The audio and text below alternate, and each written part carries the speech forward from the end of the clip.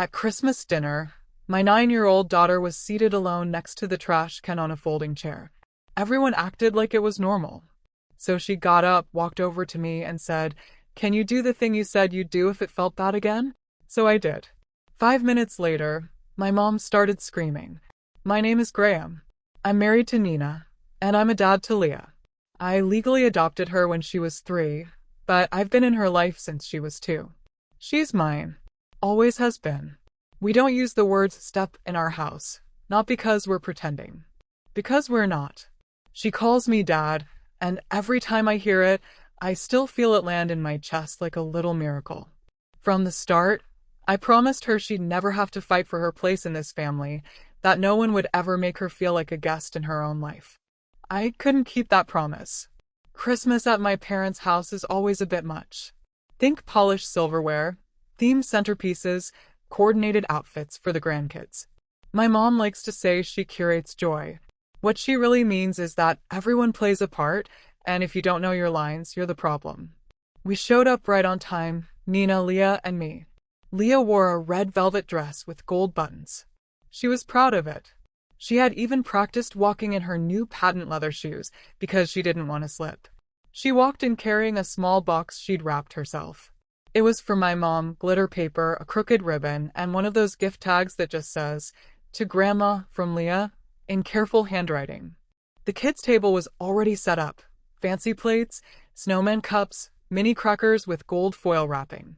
Each place had a hand-lettered name card, except one. At the far end, near the swinging kitchen door, there was a folding chair. No card, no cracker, no plate, just a napkin and a fork. It was pushed in next to the trash can, as if someone realized last minute they were one seat short and didn't want to mess up the look. Leah stopped walking, just stood there, holding her little gift box in both hands, staring at the chair. No one said anything. My mom called across the room, "Oh, good, you made it." We were just about to start. Nina's hand slid into mine.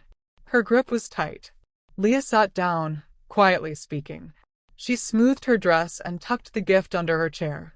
I watched her try to smile when Jenna's twins shouted something across the table.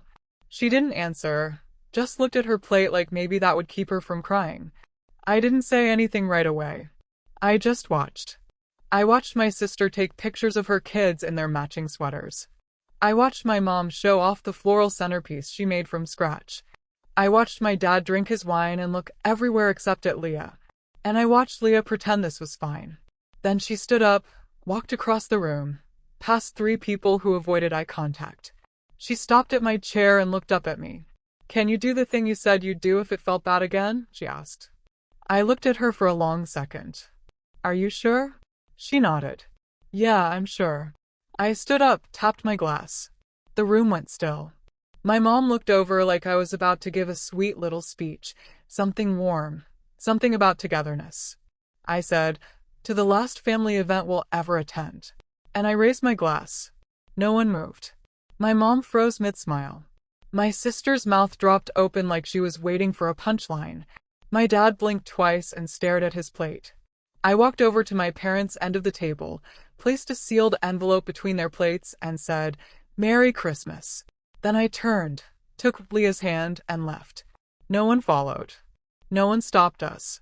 We were almost to the car when I heard it, a scream. My mom's.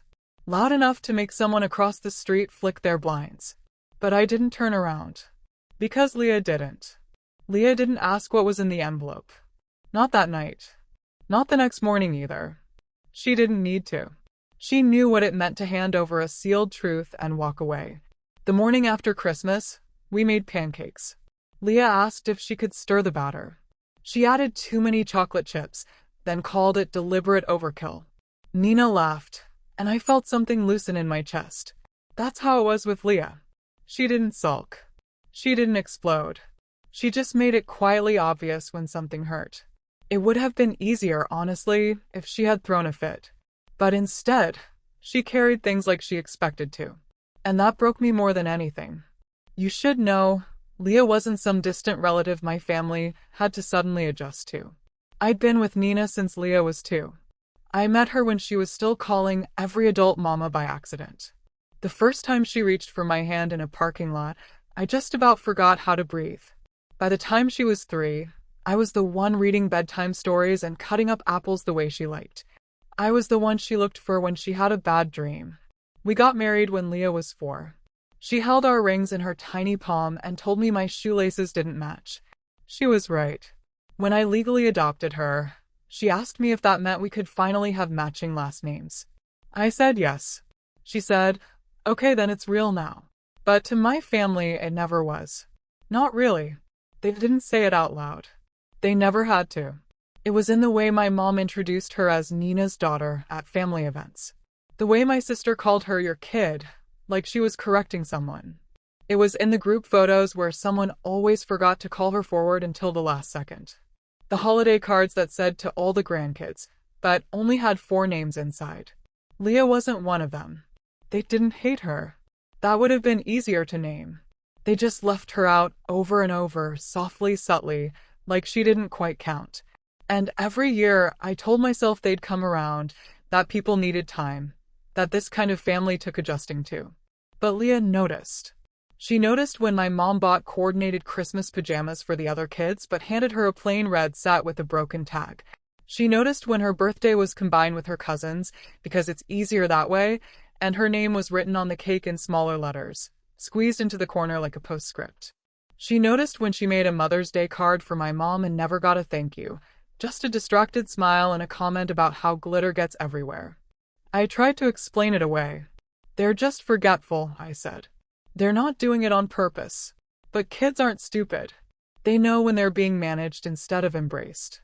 And then one night, maybe a year ago, Leah asked me a question that I still think about when I can't sleep. We were packing for a weekend trip, just the 3 of us, and she held up a too small sweater that had been a hand-me-down from my sister's daughter. The tag was still on. I remembered my mom had given it to her for Christmas. Leah held it up, turned it over, then said, "They don't really know me, do they?" I said, "What do you mean?" She shrugged. "They don't know what I like, or my size, or my favorite color. I think they just guess." I didn't have an answer. I just sat on the edge of the bed while she folded the sweater back up. Then she looked at me and said, "Is it like I'm not really your kid to them?" I don't think I've ever felt more like a failure as a father than I did in that moment. That night, I promised her something. I told her that if she ever felt unwelcome again, truly unwelcome, she could tell me, and I'd handle it, that she didn't have to shrink to fit someone else's version of family, that she wouldn't have to ask twice. She just had to say the word, and this Christmas she did. Which brings me back to the envelope. Inside, there was a photo, one from the day her adoption was finalized. She was wearing a blue sundress and holding a stuffed turtle. Nina took the picture while Leah sat on my lap outside the courthouse. We both had chocolate smudges on our mouths from the donuts she insisted on getting afterward. On the back of the photo, I'd written, "This is the day we became a family. You just never treated her like it." Beneath the photo, there was a letter typed. No yelling, no insults, just truth. I told them I had noticed everything, that Leah had too, that I wasn't asking for apologies anymore. I was drawing a line, that if they couldn't love my daughter like family, then they didn't deserve to keep calling me theirs. Then came the invoices. I attached a breakdown, a literal spreadsheet, contributions to joint gifts she wasn't named on, decorations and food for family events where she sat on the sidelines, checks to help cover their heating bill last winter after they'd accidentally left Leah out of the family Christmas card, donations to cousin birthday parties she wasn't invited to. I ended it with this: "You used my money to fund a version of this family that didn't include my daughter. That ends now." Nina didn't read it ahead of time. Not because I kept it from her, but because she trusted me to say what needed to be said. And Leah never asked what it said. She just trusted me to mean it. We didn't hear anything for the rest of the day. No texts, no missed calls, no dramatic follow-ups, just silence. But I knew that wouldn't last. At first, there was nothing. No texts, no phone calls, no "Are you okay?" or "Can we talk?" Just silence. Which, if you know my family, was almost funny. These are the same people who once created a spreadsheet to organize dessert contributions for Thanksgiving. The same people who text in all caps when someone forgets a birthday. Silence, from them, was a strategy. I told myself it might stay that way, that maybe they finally understood what the letter meant. but of course they didn't. It started about a week later. I was sitting at the kitchen table when I got a Venmo request from my sister, $450. The caption just said, "Birthday for Owen." Everyone pitching in. Same as last year. Owen is her son.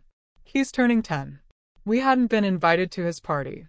I knew that because Leah had seen the photos of the invitation on his class bulletin board. Wrapped candy canes. Gold font. A dinosaur in a party hat. The kind of invite you don't forget to send by accident. Still, they asked for money. I didn't respond. I didn't pay it. I didn't even decline. I just left it there. 3 days later, my mom emailed Nina. Not me, Nina. The subject line was, "Just a reminder." Inside was a note that said they hadn't received our usual contribution toward the winter heating bill. My parents live in the same house I grew up in, and for the past few years, I'd been quietly helping with their utilities. Never made a big deal about it, just sent the money every January and October. I thought I was helping. Apparently, now it was expected. Nina didn't answer. She just forwarded it to me and said, "I guess your mom's finally talking to us." I didn't reply to that either. Then came the texts. First from my sister. "Hey, just wondering if you guys are still coming to Dad's birthday? Want to get a head count for the cake." Then, "I assume Leah still likes vanilla? Or does she eat cake now?" I stared at that one for a while. The next morning, my phone buzzed with a message from my mom. "Graham, I don't know what the letter was about, but this is getting ridiculous. Leah is welcome. She always has been. You're making a mountain out of a molehill." Molehill. She really said molehill. That was the word she used for a child being seated by a trash can on Christmas. I didn't answer. I wanted to. I wanted to send a photo of Leah's face at that table. I wanted to list every year, every slight, every time they looked through her like she wasn't real. But I didn't. I've learned that the people most determined to misunderstand you will always find a way. Instead, I stayed quiet, and the silence started to unnerve them. 2 weeks later, we got a card in the mail. It was addressed to Leah. Inside was a photo of her and my parents at a pumpkin patch from years ago. She must have been 5. My mom had written on the back, "You'll always be family. Love, Grandma." No apology, no context. Just a photo and a sentence that tried to rewrite the past. Leah opened it at the table. She looked at it for a long time, then turned it over again. She didn't ask what it meant. She just said, "I don't think she ever called me that before." That night, I sat down with her and said, "You don't have to respond. You don't have to do anything." She nodded. "I know." She didn't hang it on the fridge. She didn't put it in her drawer. She left it on the counter and went to bed. Then, a few days later, it escalated. There was a knock at the door. Nina looked through the peephole and turned to me. "Wait, it's your mom." I opened the door just far enough to step outside and close it behind me. She smiled like nothing had happened, like we were neighbors catching up after a long trip. "I just wanted to see Leah," she said. I didn't say anything. I thought maybe we could talk, just the two of us. Clear the air. "There's nothing to clear," I said. She sighed. "Graham, this is ridiculous. She's a child. She doesn't know what she's doing." "She knows exactly what she's doing," I said. "And so do you. You're turning her against us." "No," I said. "You did that all by yourself." She tried to push past me, said something about being her grandmother, about having a right to speak to her. I stepped in front of the door. "No," I said. "You don't." Her face changed then, like something cold slipped in behind her eyes. She looked at me like I was the stranger now. "I raised you better than this," she said. "You raised me to stay quiet," I said. "That's not the same thing." Then I went inside and locked the door. Nina was standing in the hallway. She didn't ask what happened. She didn't need to. That night, we told Leah we were done, officially. No more events, no more messages, no more maybe next time, or just let it go. She didn't argue. She just said, "Good," and that was it. But it wasn't really.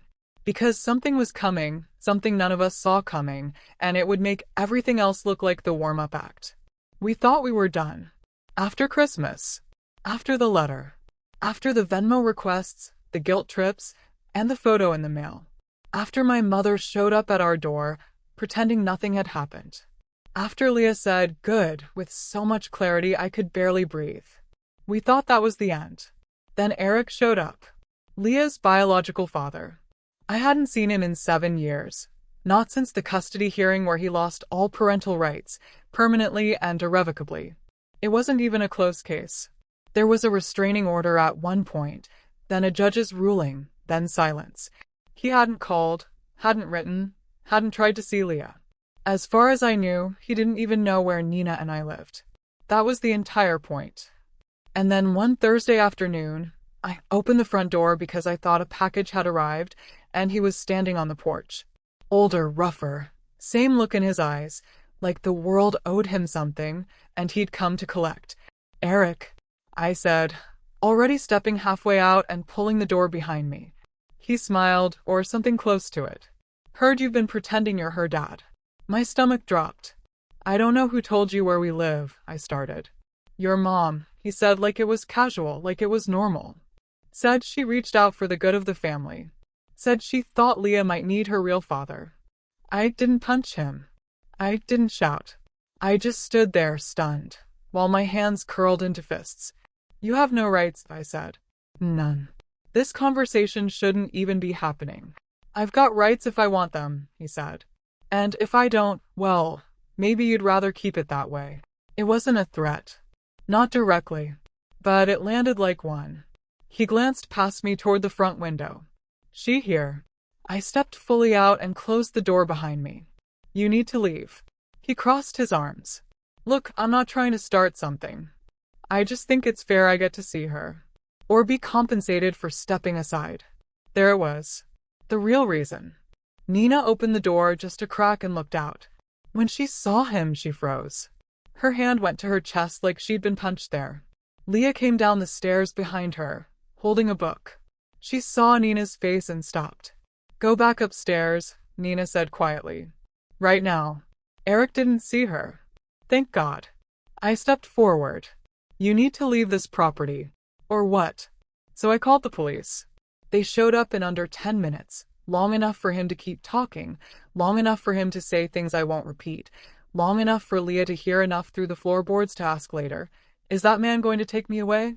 I sat down on the edge of her bed that night, held her hand, showed her the adoption certificate again. "Your name is on this." "Mine is." "The judge's is." "His isn't, and never will be." Nina and I filed for a protective order the next day. We printed out everything. Old court rulings, emails, texts. We included the details from the police report. The judge granted it immediately. When I told my parents, I wasn't calm. I didn't pretend to be. I sent them a single message. "You put Leah in danger. This isn't just about feelings anymore. It's about safety. You made your choice." So did we. They didn't respond. But a week later, Jenna sent a message, "Can't believe you destroy your own family over a mistake." I just deleted it and blocked her number. Then we listed the house. Didn't make a big announcement. Just started packing. Leah didn't ask why. She just started folding her clothes into boxes and labeled them herself. She wrote "Books I love" on one, "Jackets I hate" on another. We moved 2 months later. New city, new school, no forwarding address, no family photos packed, no holiday dishes, no guilt. We told Leah we'd make new traditions. She asked if we could make ones where everyone gets a name card. I said yes, and that was the last time we talked about any of it. Not because we forgot, because we didn't need to explain it anymore. Fast forward 1 year, Leah had to write a school essay about someone who changed your life. She wrote about me. She didn't show it to me right away, just left it on the kitchen table with a sticky note that said, "You'll probably cry." She was right. She wrote, "He's not my real dad because of paperwork. He's my real dad because he saw me when other people didn't. And he stayed." That's all I ever wanted her to know, that she was never invisible in this house, and never will be.